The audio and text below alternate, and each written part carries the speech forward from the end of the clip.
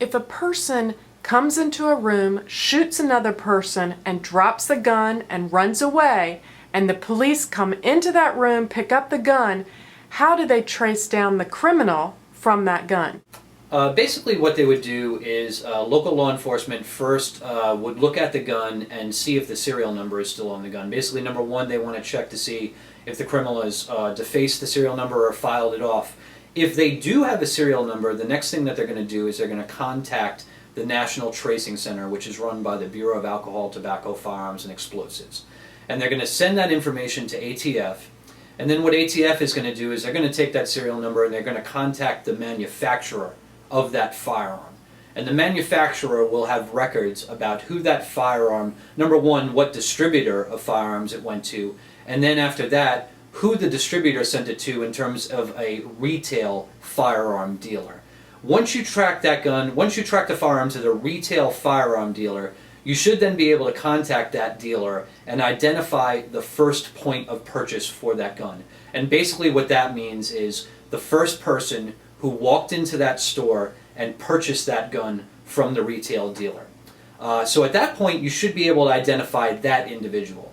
The question then becomes, is that individual the person who was the shooter or the perpetrator of the crime that you are considering?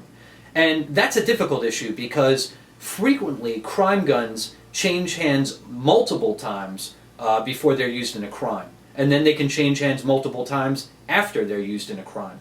And unfortunately, a lot of the transfers that happen after that original purchase at a retail dealer are done completely off the books with no paperwork because of loopholes in American gun laws. So very often they might identify the original purchaser, but then perhaps the gun was stolen, or perhaps it was sold by that purchaser off the books to another individual with no background check for that purchase and with no even form of identification to identify who that purchaser is.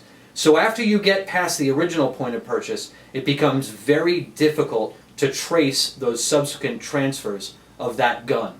So tracing guns can be a very difficult process.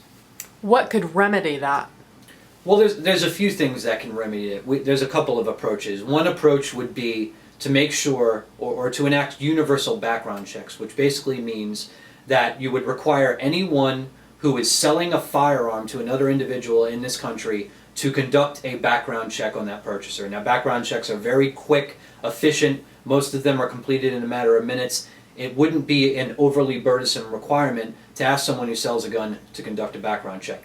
That would create a record of the purchaser when that gun is transferred the second, third, fourth time, and it would help police, again, find out who had that gun just before that crime was committed or when the crime was committed. Another thing you can do that would certainly help law enforcement is they don't always find the gun on a crime scene that was used to hurt someone or kill someone.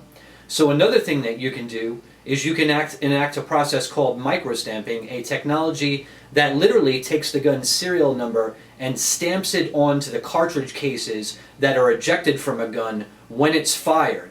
That way, even if law enforcement does not find the gun on the crime scene, if they find any ballistic evidence like cartridge cases or bullets, they will have stamped onto that ballistic evidence the gun serial number, and again, that would at least allow them to generate that initial trace through the ATF.